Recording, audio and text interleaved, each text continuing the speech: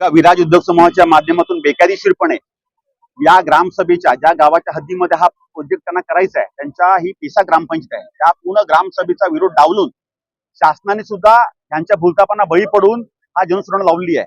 वास्तविक जनसुनावणी लावण्याचा निकष 45 दिवस आधी किमान सर्व परिसरातील जनतेला कळलं पाहिजे. ह्याचं उल्लंघन झालं आहे. ज्या ठिकाणी जनसुनावणी लावण्याचं सांगितलं ती जनसुनावणी त्यांची खाजगी जागा आहे.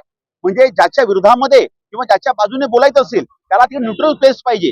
पहिल्यांदा असं महाराष्ट्रामध्ये घडतंय की जनसुनावणी त्यांच्या खाजगी मालमत्तेमध्ये लावली आहे आणि ते एमपीसीबीच्या नॉर्म्स मध्ये लिहिलेलं आहे त्याचं नाव सुद्धा.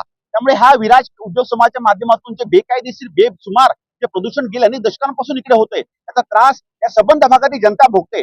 आणि ज्या आधारावर त्यांनी एमओयू केलाय, हा एमओयू काय केला? रोजगार देऊ. तुम्ही जर माहिती घेतलीत, मी आदरणीय सीएम साहेबांना आणि आदरणीय डीसीएम साहेबांना दोन्ही विनंती करतो की त्यांनी ह्या उद्योगाची माहिती घ्यावी की ह्याचं एवढं व्हायोलेशन आहे.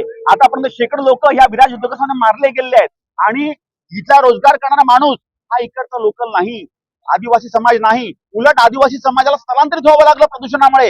हे गेल्या अनेक दशकांपासूनचा इकडचा अनुभव आहे. त्यामुळे आपण या विराजची जनसुनावणी रद्द व्हावी, ताबडतोब शासन रद्द करावी आमची मागणी आहे.